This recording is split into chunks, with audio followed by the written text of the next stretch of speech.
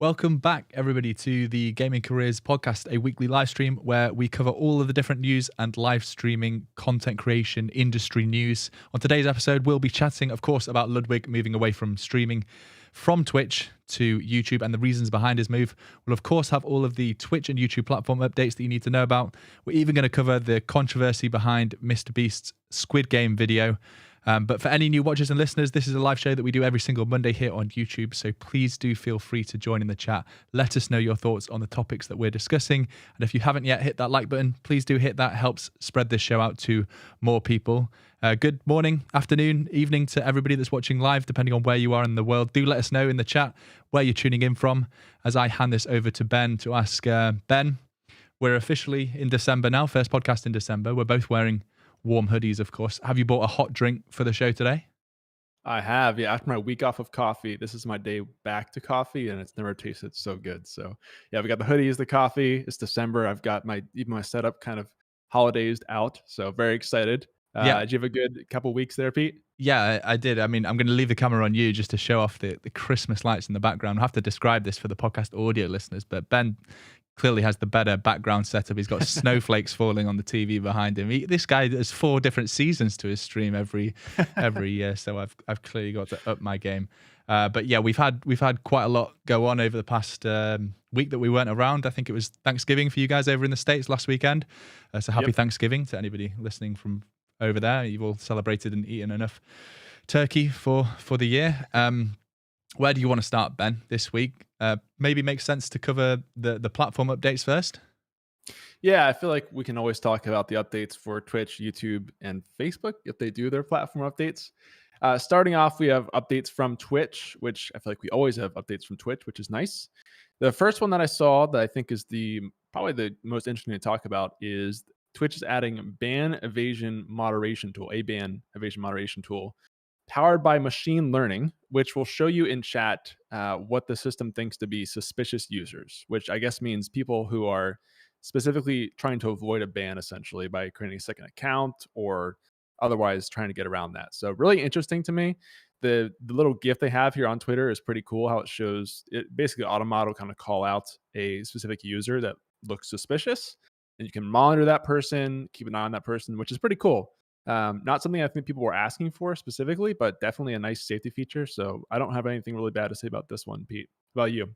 Yeah, they can't really share too many details about how this works because obviously then it would help these people trying to evade bans get around it. I'd like to know a little bit more about how it works. I don't know if you know any more about how it works. Is it just, new users joining in chat that haven't spoken before, or same IP addresses and things like that? But what do you actually get to see when you click that little button saying, manage suspicious user and monitor them? Yeah, so they have a blog post kind of going through a bit more of the detail here for how it's identifying the evaders. Again, it doesn't really give all the info, but just kind of tells you that they identify people as likely or possible ban evaders. If you read through the attached blog post a little bit, I haven't seen this live yet. I've been streaming for, let's see, this got announced on the 30th. So I've streamed for about a week and I've not seen this been used yet. I would love to hear people in chat have seen this on their streams or mods on those channels if you've seen this, but so far I've not seen it come through. Yeah, I think it's probably one of the updates that they've talked about, and it slowly gets released whilst they check for bugs and things. But definitely, positive change. I think this year has been filled with spam bots and hate raids and all those kind of things. And Twitch actually has responded, I think, pretty well overall in terms of building features and helping streamers have more tools at their disposal to be able to moderate users and chat and raids and things like that. And now you've got all those options that we could in the podcast of choosing, how long users have to have followed your channel before they can chat, or if they need to have a mobile number attached to their account. So much customization there for the streamers, really. And this is just another tool in their belt. Yeah, I think it's very cool. So good to see that from Twitch, and any more safety changes are definitely encouraged.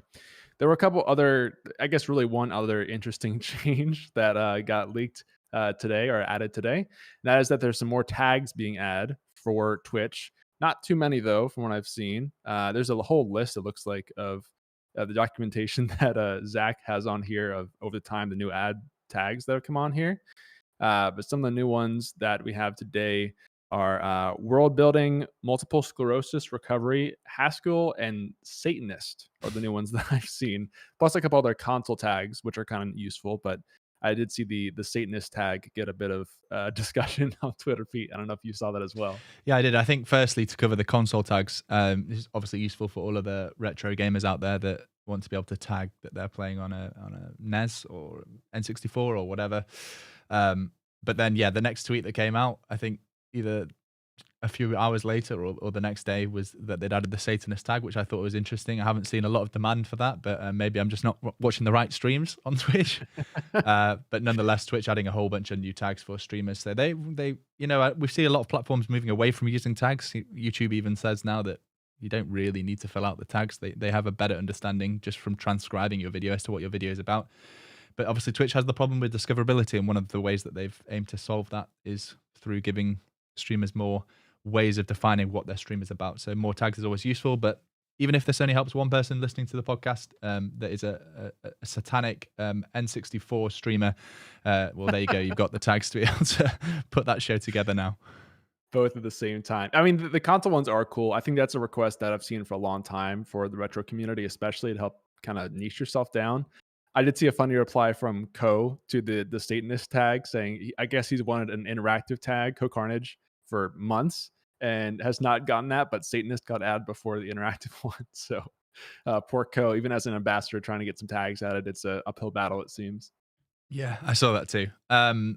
Twitch isn't the only platform that's added updates this week. We've also seen YouTube release something that I think is quite cool. Obviously, I'm a bit more of a YouTube nerd than a Twitch nerd.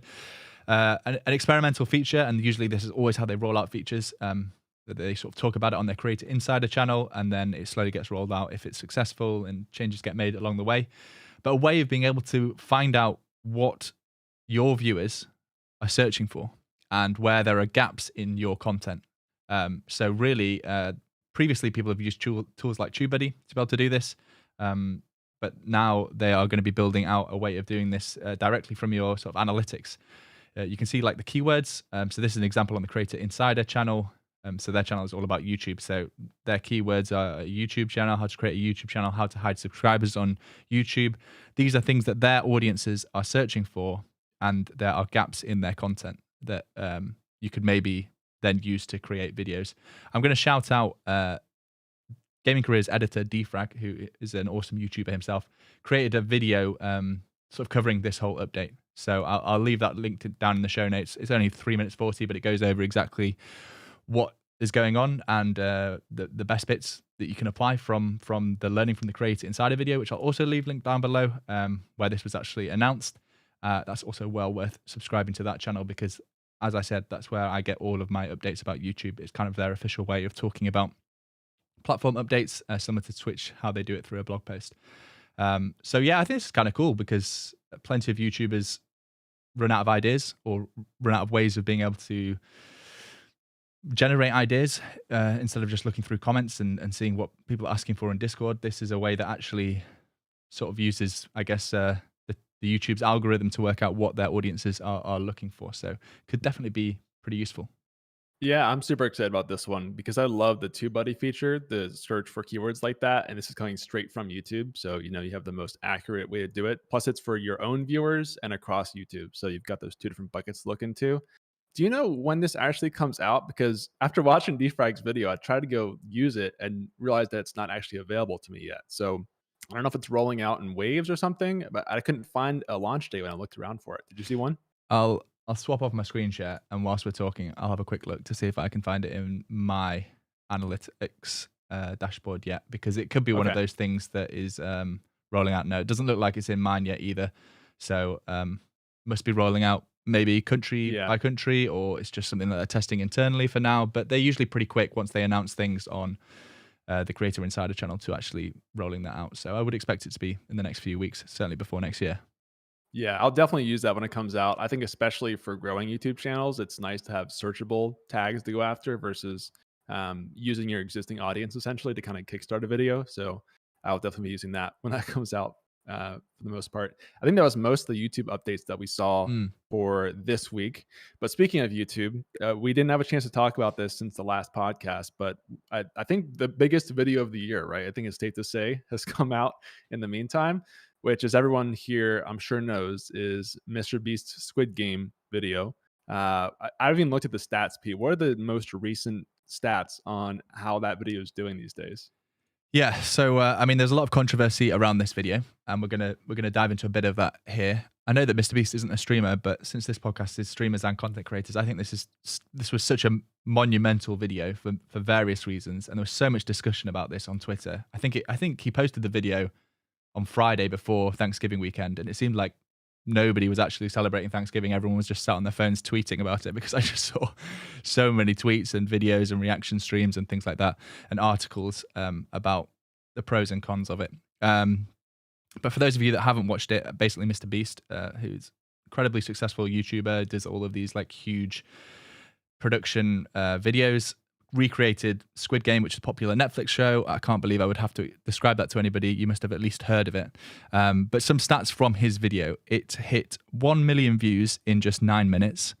It generated 1.4 million new subscribers for MrBeast in a single day, which is the record.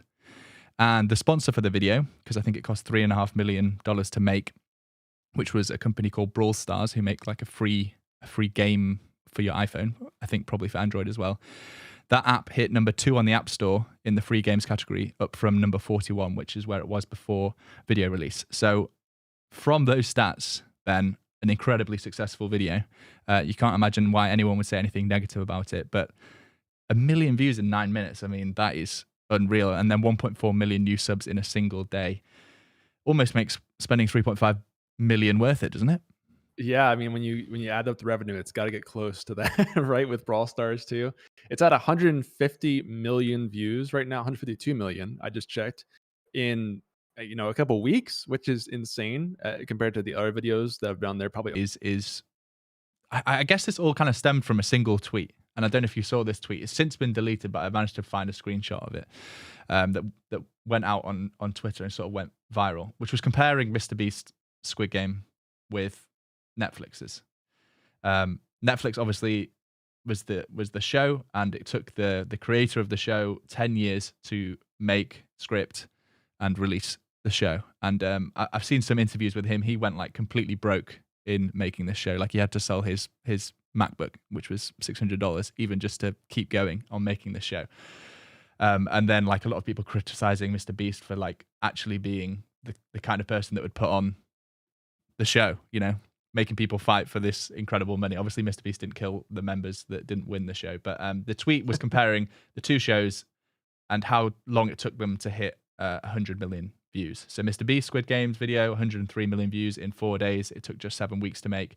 Netflix's Squid Game series, 111 million views in 30 days, and it took 10 years to make. More views, less time, fewer gatekeepers. That's the promise of the creator economy.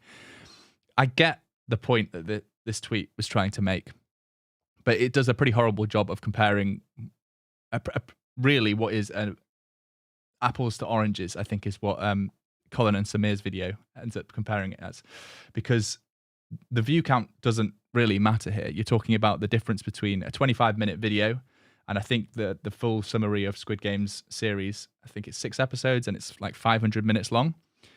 Obviously, Squid Game had to be completely scripted. It's a completely new idea. There's so many cast members in it. There's so many storylines in it. And really, MrBeast just takes the one storyline of winning money. And even the winner of the show, you don't know anything about them, what they're going to spend the money on, or anything to do with their story. So it kind of strips all the creativity out of it and just focuses on the games and just recreating the games. So right. A really bad comparison. And I think that's really what the majority of people had a problem with. I actually saw way more complaints about this tweet than I did about anything to do with MrBeast's recreation of it. It was more to do with this person's tweet trying to make it look like YouTube is the future, just because it took less time and took less time to reach 100 million views, and it took less time to make the show.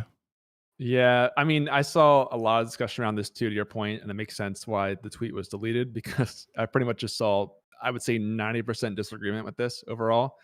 But yeah, I mean, MrBeast never could have made the video if Squid Game didn't exist as a concept in the first place, with all the storyline and the plot and the whole way to make that video. If that doesn't exist, then MrBeast can never make an iteration of that. So I totally agree. I do think that there's the good point that the creator economy is getting huge, and the amount of views and potential in creating stuff is massive. But it doesn't mean we should just write off originals or concepts that are long form video like that on Netflix. And it should be more of like a cycle, kind of like you said, of doing more with that concept than you could have done with just the initial series alone. So Yeah. I agree, and it makes sense why the tweet was deleted. Yeah. I think he just ended up getting a lot of hate, so deleted the tweet. The other thing that doesn't really make sense in terms of the comparison is Netflix is obviously a paid platform. So somebody watching 500 minutes on a paid platform is worth a lot more than YouTube, which is a free platform served by ads, watching a 25-minute video. It kind of, to me, it reminds me of like the TikTok versus YouTube argument. Like the only thing that I'm really seeing from TikTok or YouTube Shorts or Instagram Reels that people keep talking about is the number of views that people can get. I hit 1 million views on this TikTok, even though I've only got 300 followers. But the views don't compare to YouTube views, because somebody is watching a 15-second looped video versus somebody sitting down and watching a 25-minute long YouTube video. A view isn't comparable between those two things. And it's exactly the same with a view on YouTube versus a view on a 6-episode or 8-episode or whatever it was series on Netflix. That you just can't compare a view to a view in those aspects. So I understand what the tweet was trying to say, but really poorly executed, and I think rightfully so. It was pretty heavily slated. On the topic still of MrBeast's video, though, I would highly, highly recommend, especially the people that are interested in video production, to check out another video that I'll leave linked down in the description, which is a YouTube channel called So Crispy Media, who I actually hadn't heard of before this, but have 2 million subscribers. I have subscribed to them on my YouTube account, don't worry. This is just a private account that I'm using to share my screen. They have a video going through all of the VFX that they did. And I think a lot of people thought that MrBeast actually created these super high structures and, for the tug of war and things like that. But a lot of it was done with VFX. I'll leave this muted. But you can see shots like this that this guy's explaining now is done with a blue screen background. And they sort of created all of the games in, I think it was a game engine, maybe Unreal. And were able to like map the camera and track all of the shots to make it look super engaging. And this, I think, is where MrBeast probably did improve the quality of his usual videos, because we don't usually see like a huge budget of VFX spent. And I think this was like a team of 20 people helping him do the VFX for this shot. So really, really interesting if you are interested in learning about what goes into making a video look as real as MrBeast Squid Game was. And the other video that I mentioned briefly is Colin and Samir, literally about 30 minutes before we started streaming this podcast. They released a video called How MrBeast Stole Squid Game, and it's a really great 20-minute summary about the idea of stealing in the creator world. And they recommend reading a book, which I've listened to the audiobook version, called Steal Like an Artist, and it's about this whole theory that everything doesn't have to be created completely from scratch, and everything is an iteration on somebody else's idea, and you only have to change small percentages to be able to make it your own voice. That's a really good video. Again, there's going to be lots of links down in the description, or if you're listening to this, down in the show notes after the show finishes. But I think it's a really interesting topic. The whole video idea from MrBeast was definitely taking on more than he had taken on before, and it was probably a bigger budget that he'd ever done before. And I don't particularly mind that he used the video idea from Squid Game. And I know that they have interviewed the creator of Squid Game, and he really liked the fact that MrBeast ended up making a video on it, because it just pushed more and more people to watch the show. And MrBeast's audience is probably a little bit younger than the majority of people who would watch Squid Game, the show, on Netflix. So it has probably made people want to watch the actual original show as well. So all around, apart from the person that tweeted it, I think everybody wins in this scenario. Ben, any last thoughts on that? Yeah, I mean, you definitely summed it up nicely there. I think just a crazy video to watch, and it's kind of a milestone for YouTube as a whole. Glad to hear that there's support from the original creator. And like I said, I think this could be an indicator of how YouTube and social media can kind of amplify things that are happening on Netflix and Amazon Video and Disney Plus, and just do more with that. Because I guarantee you, like, if Netflix had the opportunity to help make that a reality for MrBeast ahead of time, that would have been a great marketing effort for the series as a whole. So I think we'll see more of that coming in the future, with other similar concepts that'll work from video, from Netflix series. So very cool to see. And speaking of MrBeast, I think our next topic is also touching on him a little bit, which is 2021's top trending videos and creators. This is a blog post that is on the YouTube side. Pete, have they done this before? I don't think I've seen this last year when we were doing the podcast. I've seen more and more brands start to do the like Spotify Wrapped type thing. I wish YouTube did it to the same level, where like I actually got personalized stats on my viewing habits on YouTube or my creator habits on YouTube. Because I love diving into the Spotify. I'm an absolute stat nerd. I love seeing what my top 100 songs are and my favorite genres and things like that. They might have done this before. I agree. We probably would have covered it last year. So if it doesn't ring a bell, maybe they didn't. But yeah, it's a look at sort of top trending videos. MrBeast top of that, but not for his Squid Game one. Top creators in the US, MrBeast top of that. Breakout creators, top shorts creators. They're really pushing shorts. That's all I see from YouTube's Twitter account is like tweets about shorts and tweets about shorts over and over again. Top music videos. It's a bit annoying that this is all US related, but I guess I wouldn't expect much less being a US based company. But yeah, I'd love to see a bit more personalization and this to be down to the viewer and seeing, how many hours I spend watching YouTube every year. Maybe I don't want to see that for productivity reasons, but yeah, it's cool. Anything here jump out as super surprising? Not too much. I mean, to your point, it is interesting that they call out shorts specifically because they really are pushing that. I even saw Fwiz. Someone was asking Fwiz about discoverability on YouTube, and his response was, "Well, we have shorts and things like that." So, I mean, they're really trying to push that as a way to grow on YouTube overall now, not just to make shorts, to make other video content too. But I mean, it was a cool thing to see. It's not as detailed, like you said, as Spotify Wrapped or that kind of thing. My initial thought was, is this the replacement for Rewind that they're doing? It's not maybe as interactive as Rewind, but it's still kind of the same feel of like a summary of the year. I don't know. You think that's kind of what they're going for here? Yeah, it's a good point because they did announce a couple of months ago that they weren't going to do Rewind anymore. Maybe they could have done Rewind now that they've removed the dislike counter. What's the big risk? What's the downside? But yeah, I guess this is maybe a little bit of a replacement for it.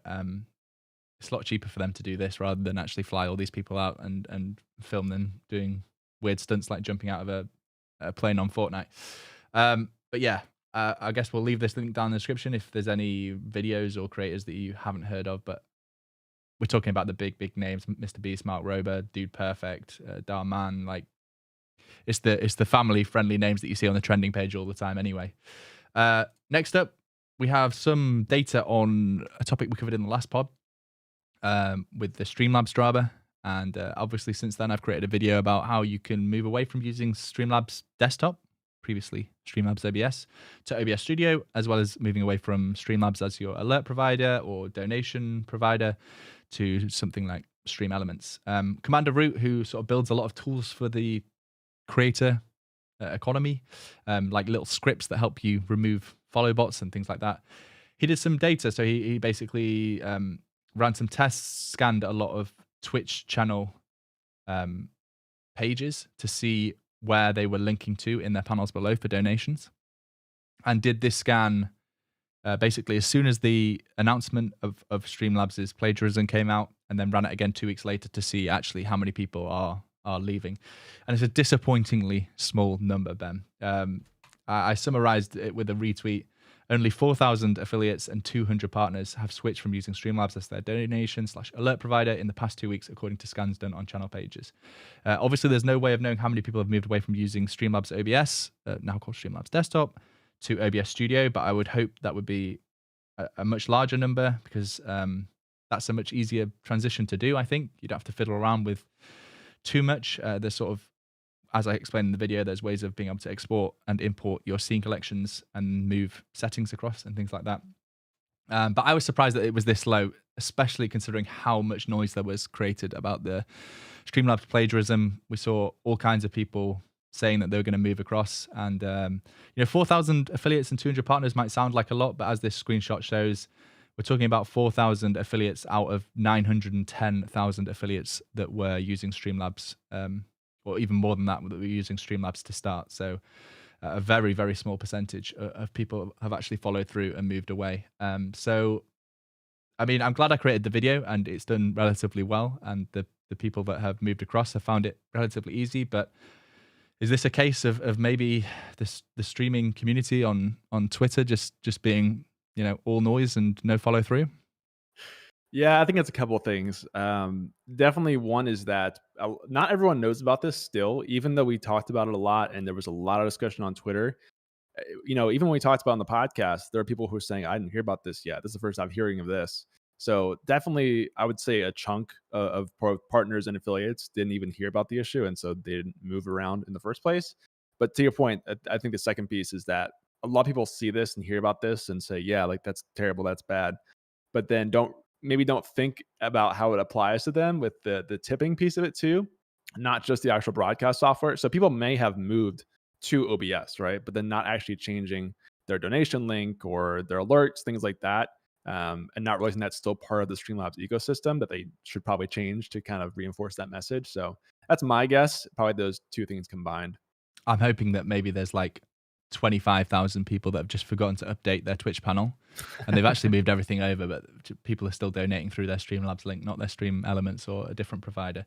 But I did point that out in the video. So yeah, we'll see. Hopefully people maybe just need Christmas break to be able to have a few days to be able to move everything over. Because at the end of the day, I don't want Streamlabs to get away with it completely scot-free. But as seen by these numbers, they're still the #1 platform that people use for alerts. And I don't think that's going to change. And maybe just not enough people listening to the Gaming Careers podcast. So, share it with a friend. Gotta spread the word. There's always a way to turn this back into promoting our show.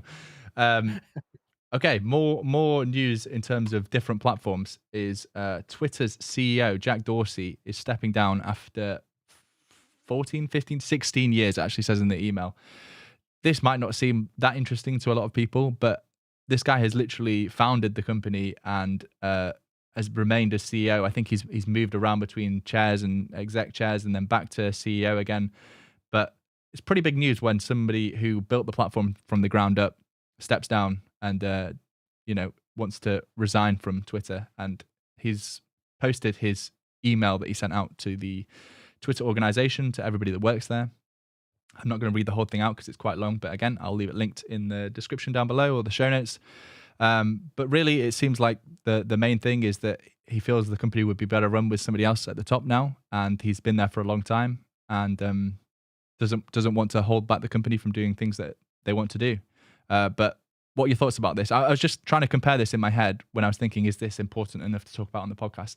And then I was thinking, if Emmett Shear did this for Twitch, it would be massive news. And Twitter is as big as Twitch is, Twitter is a much bigger company than Twitch is.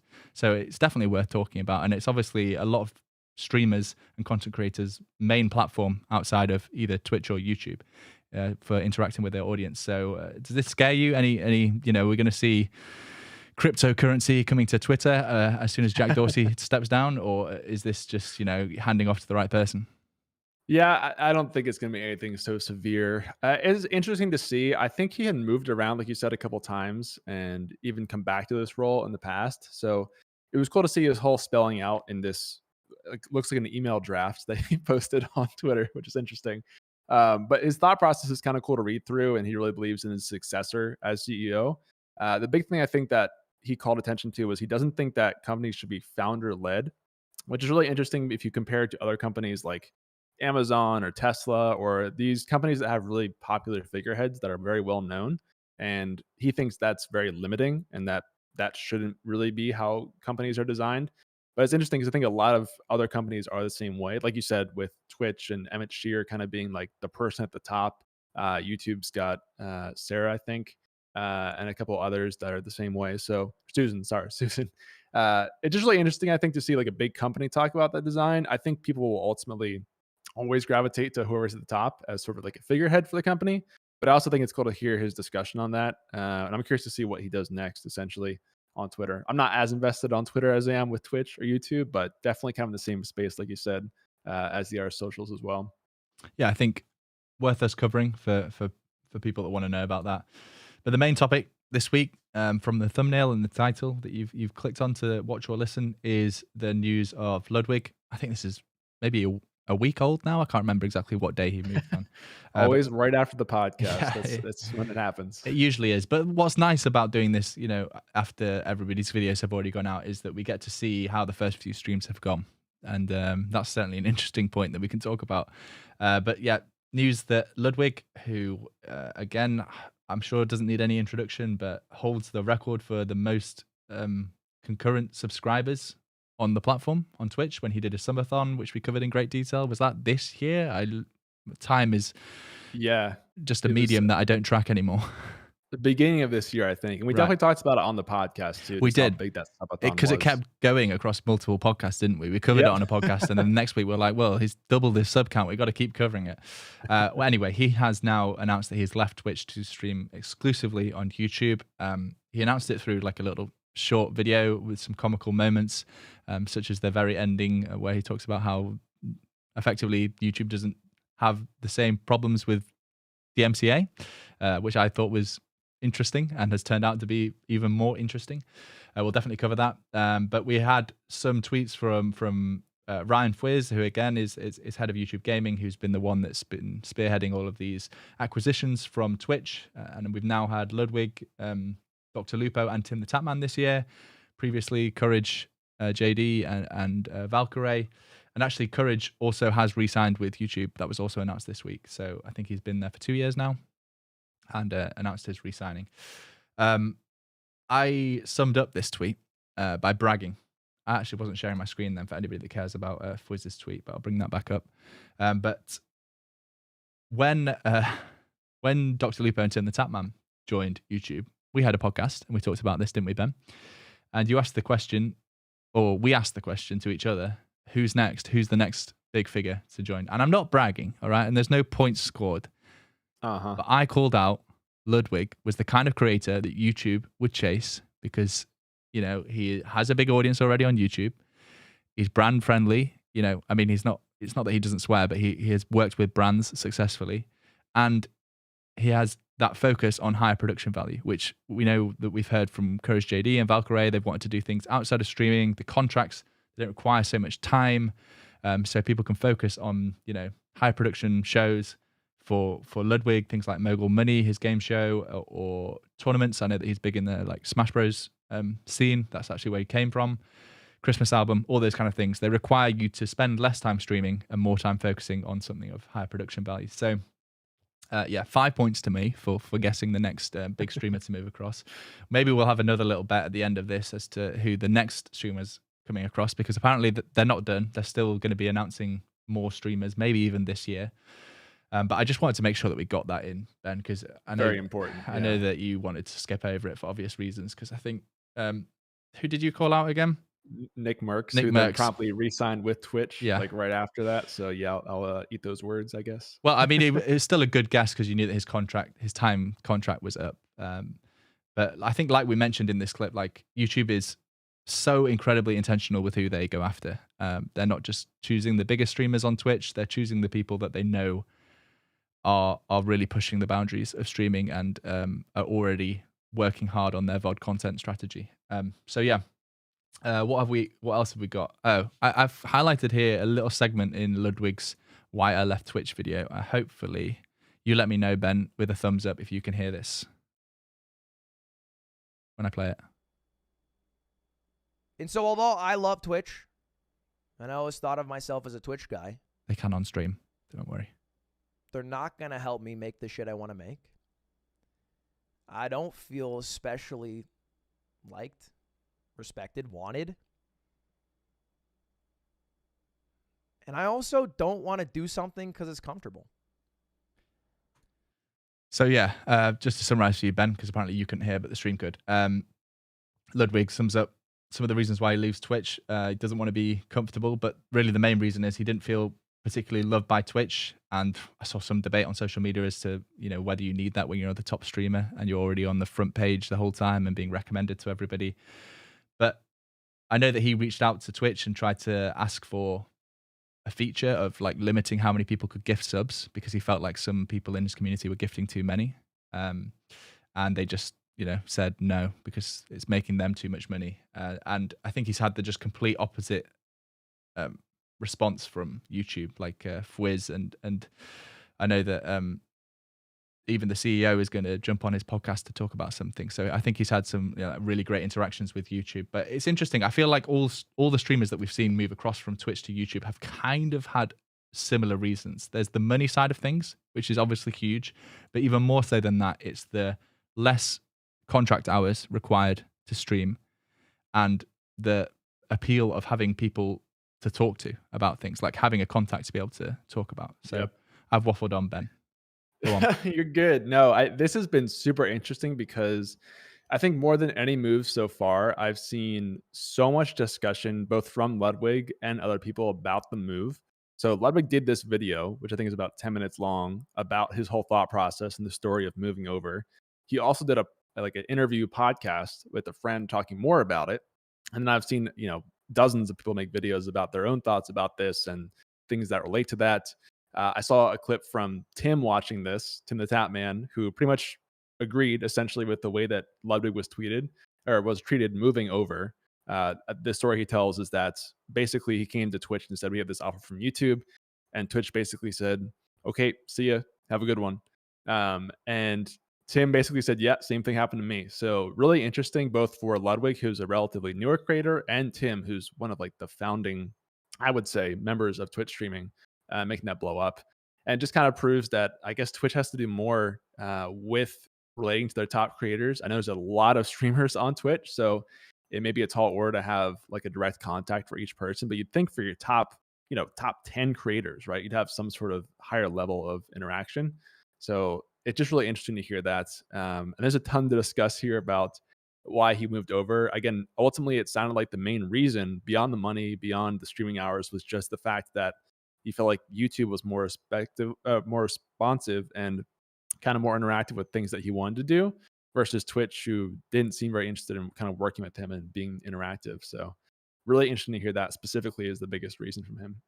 Yeah, I wonder how much the Twitch not caring comes from the fact that they, with the previous people that have left, they've come back after their contract is finished. So if we think about Ninja and Shroud, obviously Mixer shutting its doors forced that to happen early. But even this week we've seen with This Guy's Toast, who left for Facebook, he's come back to streaming on Twitch. So maybe from Twitch's point of view, they're like, yeah, these big creators leave for 2 years, but then they come back and they have 30,000 viewers on our platform. And we've saved some money in that process. So they probably, I don't want to say that they don't care, because it probably does hurt them, but at the same time, whilst Twitch still has the best feature set, I feel like streamers will naturally go back to them when there isn't a big money offer on the table. I think with This Guy's Toast, I saw maybe a clip or something of him saying that he did have an offer from YouTube, but still decided to go to Twitch. So I'd be interested to know the reasoning behind that. But yeah, it does seem like just the lack of communication. And I know I've heard lots of partners who are meant to have like a partner manager and have struggled to keep in contact. And I probably feel some sympathy towards partner managers, because they probably have 1,000 partners now under each manager to try and keep in touch with. So there's the problem with how big Twitch is as a platform versus how many staff there are to look after people. But it certainly seems like these big streamers that YouTube are acquiring are getting direct lines to Fwiz and being able to ask about features, because I know that Valkyrae and Courage, they wanted gifted subs, and they worked really hard to bring that, didn't they? Gifted memberships, they're called on YouTube, and things like that. So all of this is going to drive YouTube to be a better platform to stream on, because these streamers will be demanding those kind of things. And hopefully once Twitch does start to see viewership dip, maybe because of YouTube, then it's going to be better for us streamers being able to choose between these two platforms. Since Ludwig has streamed, though, I think he's streamed a few times now on YouTube. He has actually had his stream stopped in the middle of a stream for bans 3 times. The one that I saw called out most frequently was him watching the Baby Shark video, and then instantly Baby Shark snapped off Ludwig's head and ended the stream. You don't mess with Baby Shark. It's like DMCA heaven. So yeah, it was interesting that Ludwig's announcement video sketch that he did with one of his colleagues and housemates was ended with this quote of "not in this car," which is basically saying that he can listen to music in YouTube's car. And I was really surprised by that, because surely he's asked about that and hasn't been told that you can just stream whatever you want. Because if anything, the system on YouTube is more advanced. Like, they have this whole automatic scanning of content when you upload footage or when you live stream. So if you're caught, listening to music that you don't own the rights to, you can get pulled down straight away. So I was surprised that this misinformation was in his announcement video. But anyway, he struggled with the first few streams. We even have Fwiz. I thought this was a great tweet saying, "My son, handshake emoji, Ludwig," and they both agreeing on playing Baby Shark dance when I don't want them to. He's officially been reinstated after some clarification. So we also heard from Ludwig, I think, in this article. I'll read out the quote without the swear word. "Guys, I just realized something big. I actually have to make content on this website. I can't just effing react to things anymore." So yeah, it's going to push him to hopefully be a better content creator. And we heard him talk about in his announcement video that he's going to be able to make higher production things. Yeah, this is just so funny that, I mean, he's been on there for a week, right? And he's been banned 3 times already. So definitely setting some new records over there on YouTube. And I think it's funny that Fwiz like worked out the whole situation with him, only for him to get banned again twice after that. So I guess it's still a work in progress. And I'm sure, he made the joke about having to make real content. But I'm sure he's got some plans for that already down the line. Just can't watch YouTube videos all the time, I guess. One thing I thought was good was the day after he announced his signing, he released a video talking about YouTube removing the dislike count and why it's important. And I was like, this is amazing. Like, straight away calls out the platform for something. Did it in a really interesting way, which is obviously heavily influenced by Thomas Scott's video with the updating view counter. This one was the unupdating dislike counter. But he summed it up really well, like the whole why we shouldn't be removing the dislike counter. And I know that we covered that in our last pod, but I have to give some credit here. Like, you sign with a huge platform, and then your first video after that is criticizing the platform's biggest controversial decision. What else do we have up here? Oh yeah, and then we had an influx of other streamers sort of announcing things. This tweet from Courage actually did come out straight after our last podcast. I remember talking to you about it over on Discord and being like, "This is 100% bait." Like, there is like, it was way too memey already when he was like, "I've got a big announcement tomorrow," and these like purple and red colored doors. But Courage, as I said, announced that he was sticking with YouTube, signed another contract. And Fwiz also tweeted about that. The interesting thing from Fwiz's tweet was, we have much to share in 2022, more live streamers, more product launches, but 2021 isn't over yet. And then the shushing emoji. So will we see another big streamer move in 2021? I mean, this seems to suggest that we will. And we've heard a few quotes from streamers that have talked to each other saying people are going to be shocked by it. So it's time, Ben. Yeah. It's time to lay down your cards. You surely can't be going with the same choice from last time, because man, it's hard now. I don't feel like I have an obvious choice because I don't know the contract situation of who YouTube would want to pull over, but you'd think somebody who makes kind of the programmatic content too, in Ludwig's vein, or something like that, because they've got kind of the group of Tim and Courage and Lupo. And so now Ludwig needs people to collab with as well. He's got Ray, but like maybe someone in like offline TV or OTK, something like that. If they got one of the huge streamers like XQC or Mizkif, that'd be nuts. I don't think it's probably one of them. But I don't have like one that comes to mind. I'd love to hear from chat too, if you guys have thoughts about this as well. But I think we'll see one more for the end of the year, at least one more, based on the tweets I've seen so far. Pete, you have any specific predictions here? Well, I'm going to cheat and have 2. In the last prediction that we did, where I predicted Ludwig, some people were kind enough to point out that I actually had 2 guesses then. I said Ludwig or Lyric. So Lyric is still, by proxy, one of my votes as the next person to come across. But I'm less confident on that than I was about Ludwig. I would say maybe someone like Myth. Again, big audience on YouTube, worked with a lot of brands, has big contacts with Riot, like he co-streams a lot of the Valorant tournaments. Maybe he's not big enough. After these like little leaks that we're hearing from streamers of everyone's going to be surprised, I'm thinking maybe Myth isn't big enough to be that surprising. So we'll have to see, but certainly top 100 streamers. There were a couple of other streamers that came to mind, but Ben, who have you got? I mean, so looking at chat here a little bit, people saying Lyric, Shroud, Saikuno. Saikuno seems possible to me. I think of that group. I feel like Twitch can't let Lyric or Summit go. I feel like they're so endemic to Twitch at this point. It would be huge to lose them on top of Tim in that kind of group. Shroud, I know, is probably signed still, so I can't imagine he's moving, or Ninja, that kind of person. But I don't know. Saikuno seems relative, so I'll make that my guess. We'll say that for this month. That's my bet. Well, I'll tell you what, we'll leave chat replay on this live stream of the pod, and then when an announcement comes back, we can come back and verify if any of the people in chat were right, and we can rightly so credit them with a social media shout out. So get your guests in now. Exactly. Get your guesses in. A couple of other streamers though. Let's bring up the screen share again.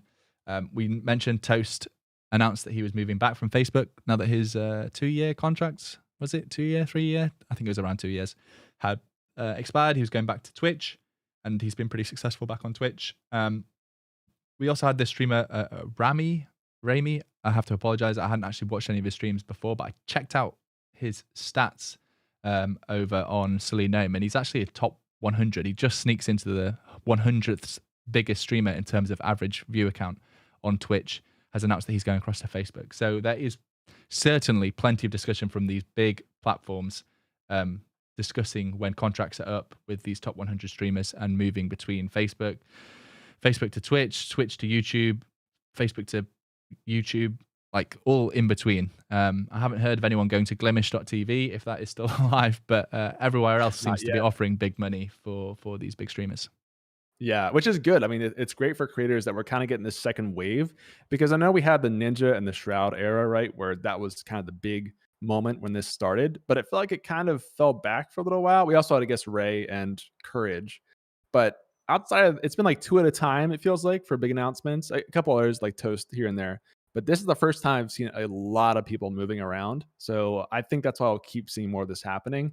And the more people that move to YouTube, the more Twitch is going to have to secure some people, right? They can't just lose all their top names. And YouTube has proven that they're willing to spend a lot to bring over creators like that. So I don't think that Twitch can afford to just keep letting people go like they have been so far. Yeah, the last thing to cover here, because we said that we had a lot of content creators announcing their contracts being up. Valkyrae tweeted, because she signed at a similar time to Courage, remember, my 2-year YouTube contract ends on January the 15th, and I still owe them 198 hours before it's over. What do I stream? Who wants to play? What to grind? Anything. I'm desperate. Lol, woo. So not only is she sharing some details of how many hours a month she has to stream, but also very publicly announcing that her 2-year YouTube contract ends. I'd be surprised if she signed with anywhere other than YouTube. I think even in a reply to this tweet, Fwiz quotes that the screenshot is in light mode, so he's obviously seeing the funny side of things. So I would be surprised if she goes anywhere else. But interesting to see details of contracts being sent out in tweets. Yeah, I haven't seen many specific callouts like this of the actual details, and it's funny that she mentions the exact hours required. My guess is that some of the new creators that YouTube have probably don't have as many hours as Ray did, because her contract is older. Because I know that's one of the things specifically that Ludwig joined for, and Tim, is they had less streaming hours than Twitch. But I don't follow Ray as much. Maybe she just has not been streaming, and it just built up, and suddenly there's this whole streaming debt that she has to pay off before the end of the year. But cool to see the actual details. Yeah, exactly. Yeah, I mean, I think that probably sums up what we've been discussing, really, all of these different streamers signing contracts. What I find interesting is I don't hear of this happening in the VOD world, and that is because YouTube doesn't have a competitor when it comes to video on demand. So they don't have to pay the big creators to stay on YouTube. You know, if there was a competitor to YouTube, then PewDiePie is probably signing huge deals, isn't he? But because they're quote unquote not the biggest live streaming platform, then these streamers are earning big bucks just by signing exclusive contracts. And obviously Twitch are also offering big contracts to keep people on platform. In some aspects. It's super interesting. I love that we have competing platforms like this, because to your point, we don't have that in other spaces. Like Instagram just kind of owns pictures and YouTube owns VOD content. So we don't have the kind of bidding war that we do here. Maybe a little bit of TikTok content. You see some like the incentive programs we talked about with YouTube doing the Clips Fund, I think, of some kind, where they reward you for doing that. but not like signing $1 million contracts to bring people over, right? So I think it's great. I kind of wish we had more competition for places like YouTube or Instagram or these giants that just own the space, to see more development come out, and more platform features to be developed too. Because once you've kind of become the king, you don't really have as much pressure to outperform the other person as much. Yeah, it's always good for the consumer, in this case the streamers, when there are big platforms competing with features and money for your streaming hours. So all good. I think that probably wraps it up, Ben, unless I've missed anything. But really interesting podcast. Always awesome to hear your thoughts on these platform wars and how they battle for the biggest streamers and their attention. There's obviously the other side of the conversation we haven't really covered, which is new streamers and what platforms they should stream to. Does this affect them? But we're certainly going to have videos coming out about those kind of topics on the Gaming Careers YouTube channel. And who knows, maybe if December's a little bit slow news-wise, Ben, we could cover a topic like that as a topic for the podcast in the coming weeks. But I think that probably does it. You want to do the wrap-up for us, Ben?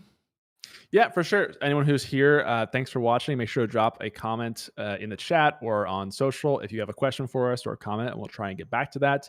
And as always, we'll see you next week, I believe, for end of year stuff. We're almost in 2022. It's crazy. Also, next week, I've just remembered, is episode 50 of this podcast. So maybe we should try and do something special for that milestone being crossed end of year and episode 50. But yeah, thanks everybody for watching, for joining in the chat. It's really great to see so many people tuning in here every week and listening to us to chat about industry stuff, MrBeast videos and all those kind of things. And always great to hear your opinions on them. We'll catch you next week. So see you then. Peace. See ya.